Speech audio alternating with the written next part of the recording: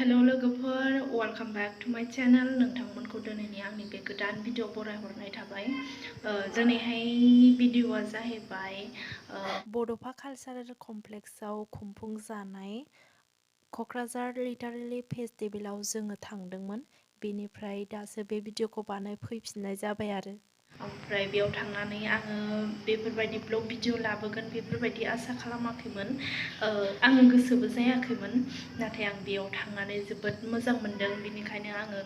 आंनि मोजां मोननायखौ गोसो सिङावल' दोनालासिनो नोंथांमोनजोंबो आङो शेयार खालामनो गोसो जानानै आङो नोंथांमोननोबो खोन्थानो थाखाय आङो बिराद गोसो जादों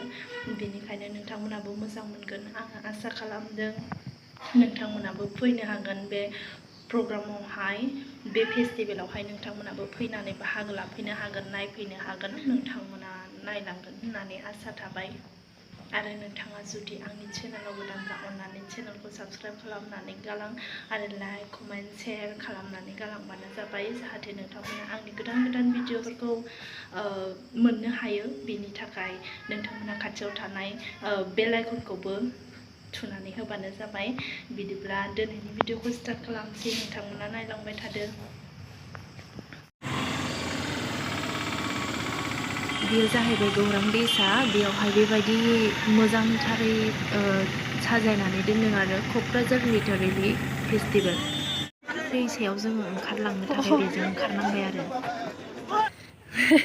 बे जायगायाव फैनो एथ' खस्थ' खालामबाय आरोना जों गाब्र'लाबायफैजोब्बाय गैला मोस्रोम अरनानै आलौजोब्बाय आथिङा मानजोब्बाय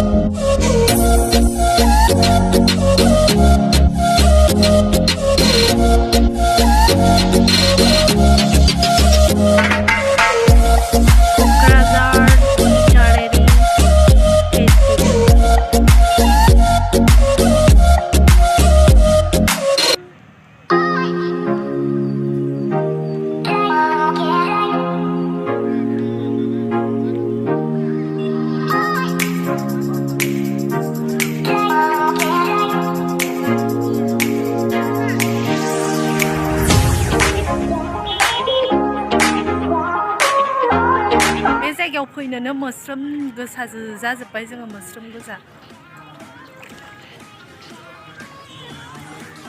दै स्राय स्राय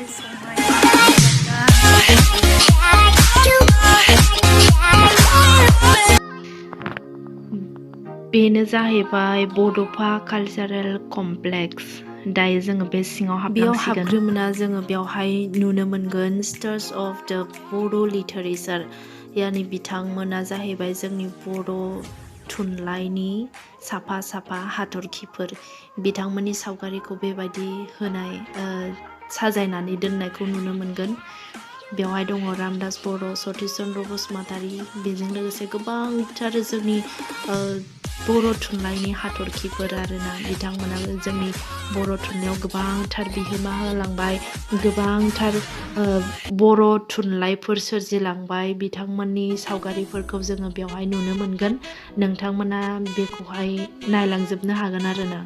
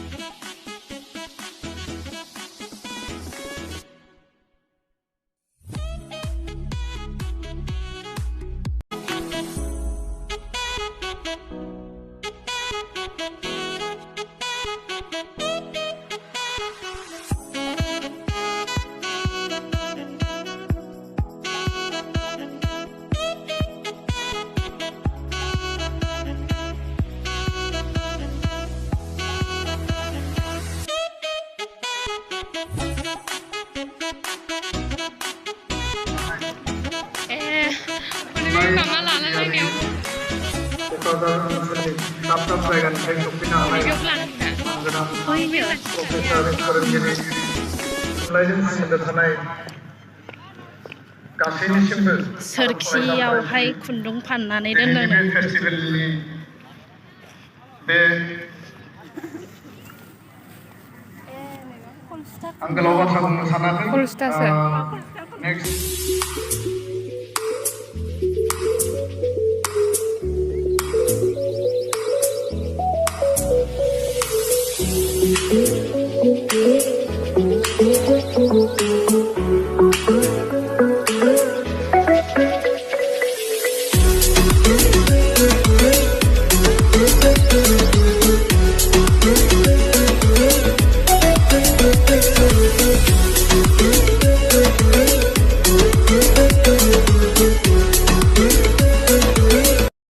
बियो जाहैबाय सुतलि दुरुंनि बिनिफ्राय बेखौहाय इन्दि खुन्दुं लुनाय साइजआ माबायदि जायो बेबायदि खालामनानै दोननाय जादों।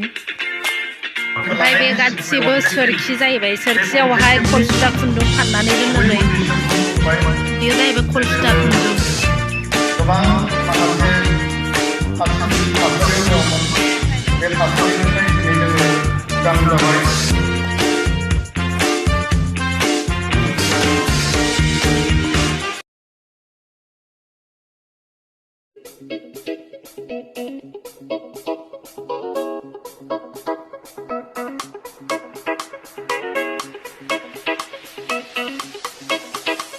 बिनिफ्राय बेयावहाय दङ नै बेयावहाय गावखौनो नायनो हागोन आरोना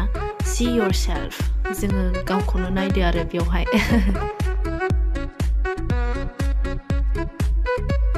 जोङो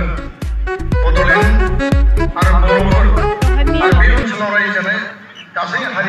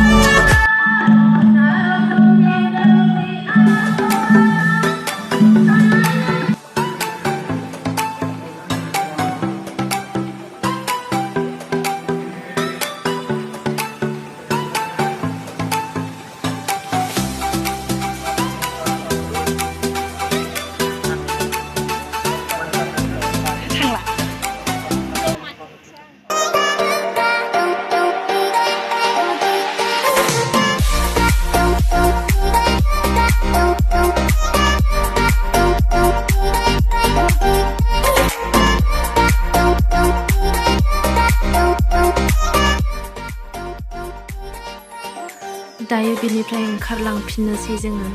नोंथांमोना माबायदि मोनदों आंथ' बिराद मोजां मोनखादों।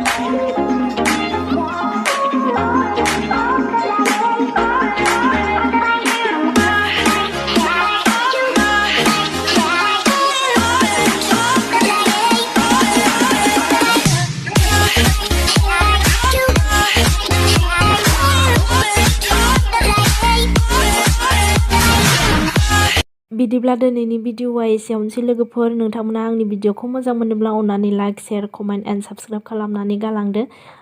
आंनि दिनैनि भिडिअखौ जोबजासिम नायनायनि थाखाय थेंक इउ स' माच। नेक्स्ट भिडिअआव लोगो मोनसिगोन। बाय बाय।